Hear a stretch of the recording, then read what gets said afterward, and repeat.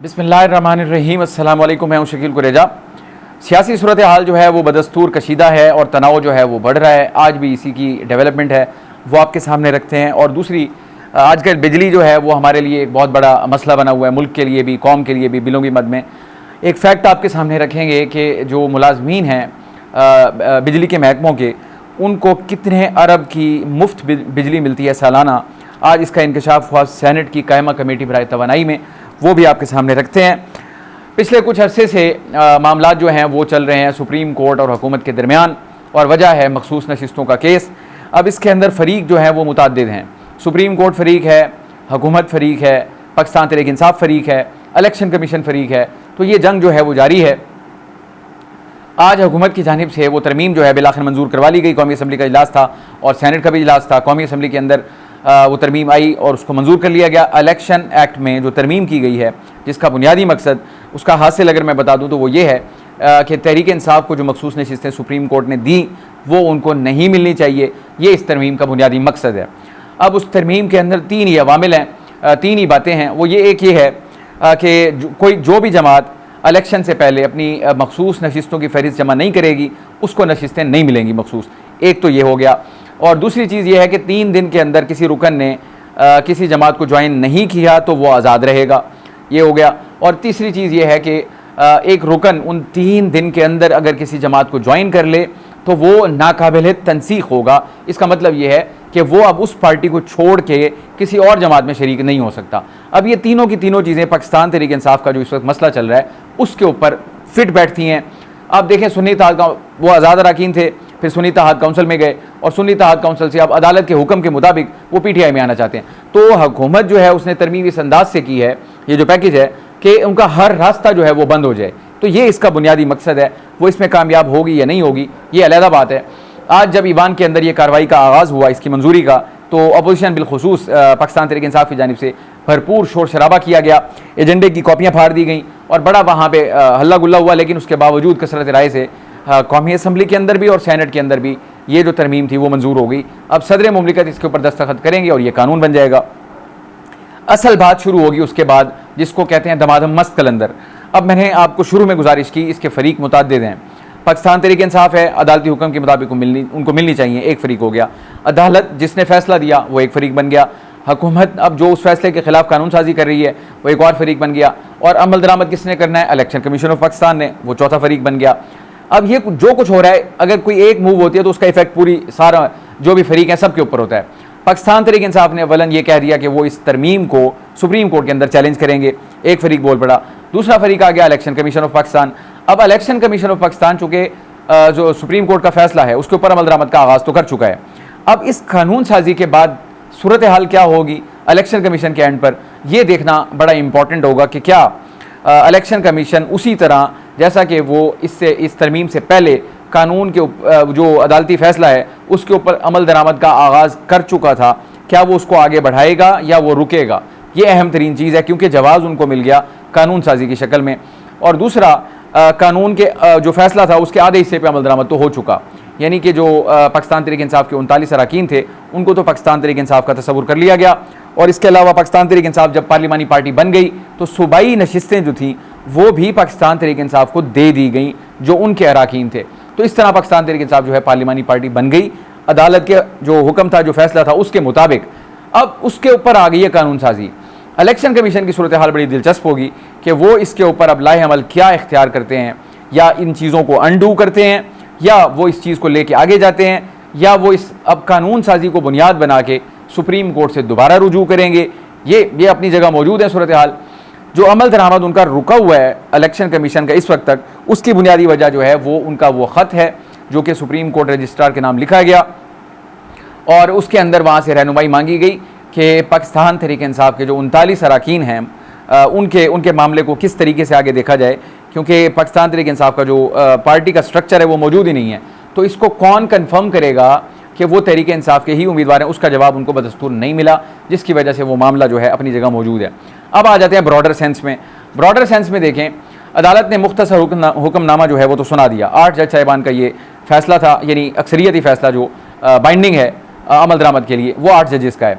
अब 2 जजेस का जो इख्तिलाफी आया वो उसके बिल्कुल ऑपोजिट है, वो भी बड़ा सख्त फैसला है, उसमें भी बड़े दलाइल दिए गए हैं।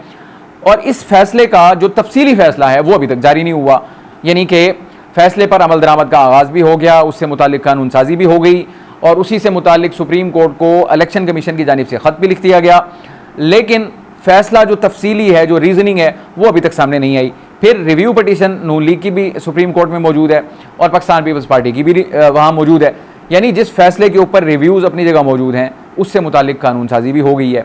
तो अब सुप्रीम कोर्ट के अंदर पाकिस्तान तहरीक इंसाफ जब इसको लेके जाएगी, तो मैंने इसलिए आपको कहा कि ये दमादम मस्त कलंदर वाला मामला बनेगा। आज फारूक सत्तार साहब MKM के रहनुमा हैं, मैंने हैं, उन्होंने गुफ्तगू करते हुए कहा कि एक ना ख़त्म होने वाली जंग का जो है वो आगाज़ हो गया है और बज़ाहिर ये बात बिल्कुल दुरुस्त लग रही है। उसकी वजह यह है कि अब रिव्यू भी सुप्रीम कोर्ट में है, सुप्रीम कोर्ट के अंदर जो तकसीम है और जिन जिन बुनियादों पे है वो हमारे सामने है, यानी बेंच के अंदर जो कार्रवाई होती है उसमें जो रिमार्क्स होते हैं, जो एक दूसरे को मुखातिब करके या बग़ैर मुखातिब किए जो जवाब दिए जाते हैं, वो सारी तकसीम आपके सामने है, हमारे भी सामने है। और फिर किस तरीके से कौन किसका फेवरेट है, कौन किस तरफ क्या कर रहा है, ये सारी चीज़ें अब इस वक्त गुफ्तगू का हिस्सा बन चुकी हैं, ओपन सीक्रेट है। ये बड़ी बदनसीबी की बात है कि अगर किसी मुल्क के जजेस के ऊपर ये इल्ज़ामात लगना शुरू हो जाएं कि फ़लाँ जो है फ़लाँ के साथ है और फ़लाँ जो है वो फ़लाँ के साथ है, इससे बड़ी बदकिस्मती किसी मुल्क की नहीं हो सकती कि जज साहिबान जो हैं उन्होंने तो बैठ के इंसाफ करना है। अगर उनके ऊपर ये टैग्स लग जाएँ बावजूद, तो ये मेरा ख्याल है मुल्क के लिए किसी भी तौर पर अच्छा नहीं है। लेकिन फिल वक्त ये एक हकीकत है जो अपनी जगह मौजूद है। नंबर्स भी लोगों को पता है कौन से जज के ऊपर क्या किसके साथ होने का इल्ज़ाम है, किसके ऊपर किसके साथ होने का इल्ज़ाम है। फिर जो रिमार्क्स की वहाँ से आते हैं फिर उनको भी परखा जाता है। फिर यानी कि सूरत हाल जो है अदालत के अंदर अभी कोई अच्छी नहीं है, अदालत के बाहर तो ख़राब है ही है, अदालत के अंदर भी नहीं है। अब अदालत के अंदर जो चीज़ें आएंगी, एक तो रिव्यू, यानी कि इस फैसले के ख़िलाफ़ जो रिव्यू है उसकी समाअत होना बाकी है। दूसरा, इलेक्शन कमीशन ने जो रुजू कर रखा है कि हमें रहनुमाई करें कि इनका क्या करना है, उसका जवाब भी सुप्रीम कोर्ट से आना है।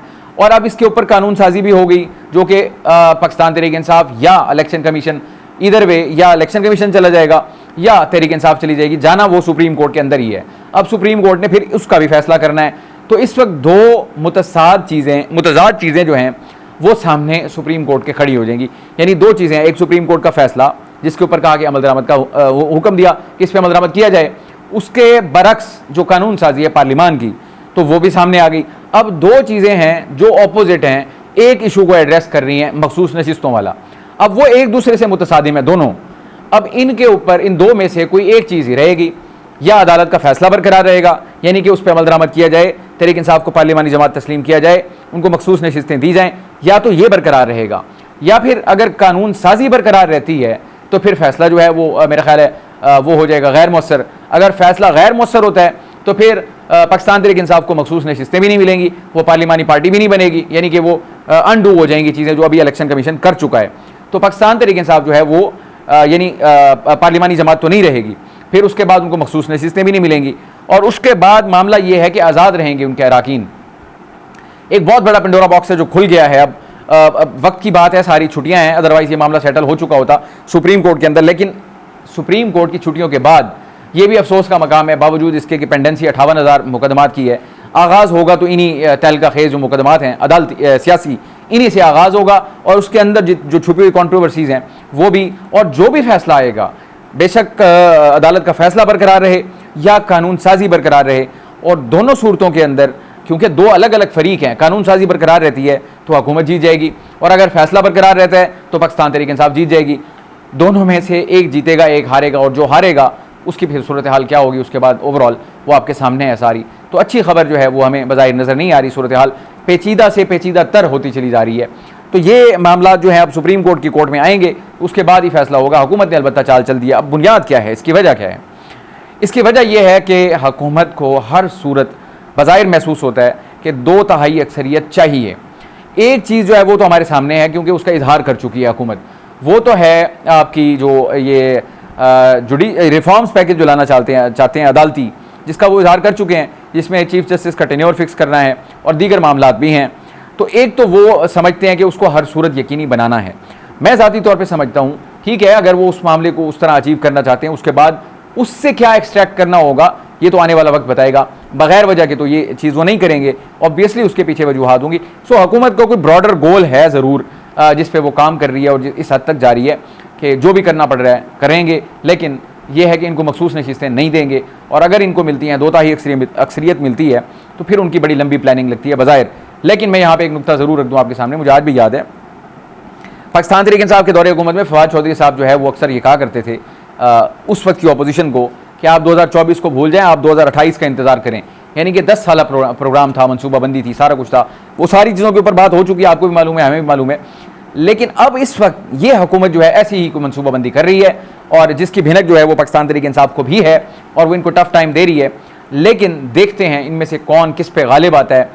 ये अदालतों के माबैन, अदालतों और इदारों के माबैन जो है ना सूरत हाल, इसका इस तरह से आगे चलना ये मुल्क के लिए बड़ा तशवीशनाक है। वैसे तो बज़ाहिर कोई भी अच्छी खबर हमें नज़र नहीं आ रही किसी भी, ठीक है चीज़ें मूव कर रही हैं बहुत स्लो एंड स्टडी, बट वो किसी मस्बत डायरेक्शन में जाती हुई नज़र नहीं आ रही।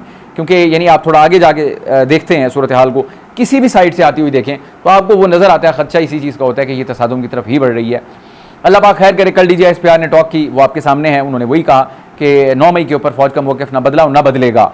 रात जो जलसा था सवाबी में, आपने वहाँ तकारीर सुन ली, अलीमीन गंडापुर साहब ने क्या कहा, हमाद अज़हर साहब ने क्या कहा। हमाद अज़हर साहब ने कहा कि वो सितंबर में लॉन्ग मार्च करने जा रहे हैं और अडियाला की तरफ भी मार्च करेंगे। वो अगर उन इमरान खान को रिहा ना किया गया तो वो मार्च करेंगे, यानी कि ये उनका मौक़िफ़ है पंजाब के अंदर। और फिर गंडापुर साहब जो हैं उन्होंने कहा कि अगर हमें इस्लामाबाद में जलसे की इजाज़त ना मिली तो हम जलसा करेंगे, हर सूरत करेंगे, किसी का बाप भी हमें नहीं रोक सकता, और जहाँ चाहेंगे करेंगे। तो ये आपके सामने है। यानी ये फैक्टर अब विफाक और सूबे का भी आपको नज़र आ रहा है कि एक सूबे के सरबराह जो हैं वो ये बात कर रहे हैं विफाक से मुताल्लिक कि हम जलसा करना चाहते हैं। उनका हक है, इसमें कोई शुबा नहीं है। मैं 100 दफ़ा ये बात करूँगा, ये उनका हक है हर सूरत कि उनको इजाज़त दी जाए, इंश्योर किया जाए कि वो भी कानून की पाबंदी करें। हुकूमत का यही काम होता है, आप उनको इजाज़त दें, फिर कानून का निफाज करें। वो उनको भी चाहिए कि उनकी हुकूमत भी है और पार्लियामान के अंदर भी बैठे हैं, वो भी ऐसा कोई काम ना करें जिससे उनके ये दरवाजे बंद हों। तो ये यानी डेड लॉक की जो कैफियत है ये तशवीशनाक है। अब विफाक और सूबा जो है अगर वो आमने सामने आते हैं तो वो एक और एडिशन होगी हमारी इस वोलेटाइल सिचुएशन के अंदर। बांग्लादेश की सूरत हाल आपके सामने है। इस वक्त वहाँ जो कुछ हो रहा है, वो जो उनके तलबा यानी जो एहतजाज कर रहे थे, जो उनके नुमाइंदे हैं जो लीड कर रहे हैं, अब उनकी तरफ से बाकायदा डिक्टेशन आ रही है, जो वो डिक्टेट कर रहे हैं चीज़ें उसी के मुताबिक हो रही हैं। हसीना वाजिद के साथ जो कुछ हो रहा है वो आपके सामने है। अमेरिका ने वीज़ा मनसूख कर दिया, और लंदन जो है उन्होंने भी कह दिया, उन्होंने कहा जी पनाह लेने के लिए इस तरह आने की इजाज़त नहीं है, पहले पहुँचे फिर पनाह की बात होती है। तो वो भी, उसके अलावा बांग्लादेश के अंदर जो सूरत हाल है, आपको पता चल गया जमात इस्लामी के वो यानी उनको दफातर खोलने की इजाज़त मिल गई। खालदा ज़िया वो बहुत तवील अरसे के बाद जेल से बाहर आ गई, और फिर इसी तरह जो बाकी कैदी हैं 1000 उनको भी रिहा कर दिया गया। और इसके अलावा जो बुनियाद थी बांग्लादेश की, उसको भी इस तलबा जो एहतजाज था उसमें ख़त्म कर दिया गया, मसमार कर दिया गया। मैंने कल भी गुजारिश की थी, उन्होंने वो निशान भी मिटा दिए हैं इस हुकूमत के, और जो इससे कबल इनके वालिद थे उनके यानी निशानात को मिटा दिया गया है। अब दायरा कार जो है उनका वो दुनिया के अंदर फैल गया, अमेरिका हो या दीगर ममालिक हों, वहाँ पर जो उनके सफारत खाने हैं वो वहाँ जाके वहाँ से भी इनकी तस्वीर को हटा रहे हैं, इनके इंतखाबी निशान को हटा रहे हैं, सब कुछ तब्दील करना चाह रहे हैं। लेकिन इस वक्त जो डिक्टेशन है वो आ रही है उस तलबा तंजीम की जानिब से, जो मैं ज़ाती तौर पर समझता हूँ, ठीक है ये उनकी फतह, इसमें कोई शक नहीं है। लेकिन अगर बहैसियत मुल्क आप किसी मुल्क को देखें, अगर डिक्टेशन इस तरह हो रही है, इसके नताइज पे आप भी नज़र रखिएगा, हम भी नज़र रखेंगे। और इन्हीं तलबा की यानी कि मुतालबे के ऊपर उनके सदर ने बांग्लादेश के पार्लियामान को भी तहलील कर दिया, और इसके बाद डॉक्टर साहब हैं, डॉक्टर यूनुस माहिर माशियात हैं, उसका भी नाम तजवीज़ किया इन्हीं तलबा तंजीम ने, और वो राज़ी भी हो गए हैं चीफ़ एडवाइज़र बनने के ऊपर। बहरहाल इस वक्त वहाँ पे सब कुछ जो हो रहा है वो डिक्टेशन के ऊपर चल रहा है, और उस डिक्टेशन के तहत ये मामला आगे बढ़ रहे हैं। मैं दुआ गो हूँ अल्लाह पाक, क्योंकि वहाँ हमारे मुसलमान भाई हैं, इंसान हैं, एक बहुत बड़ी आबादी भी है उनकी। अल्लाह पाक उनकी मुश्किलात को कम करे, आसानियाँ उनके लिए पैदा करे। सूरत हाल जिस अंदाज से चल रही है और जिस अंदाज से बदल रही है, वो एक तरफ अगर फतह का जश्न मना रहे हैं तो उसी के अंदर एक तशवीश का पहलू भी अपनी जगह मौजूद है कि सूरत हाल कल क्या रुख इख्तियार करेगी, ये देखना बड़ा इंपॉर्टेंट होगा। अभी तो फतह का जश्न है, लेकिन देखते हैं कि वहाँ पे आगे मामला किस तरीके से आगे बढ़ता है। आज के लिए इतना ही। आप हमारी वीडियोस को लाइक कर सकते हैं, चैनल को ज़रूर सब्सक्राइब करें, अपना फीडबैक कमेंट के जरिए आप हमारे साथ शेयर कर सकते हैं। आपसे इंशाल्लाह कल मुलाकात होगी। इजाज़त दीजिए, अल्लाह हाफ़िज़।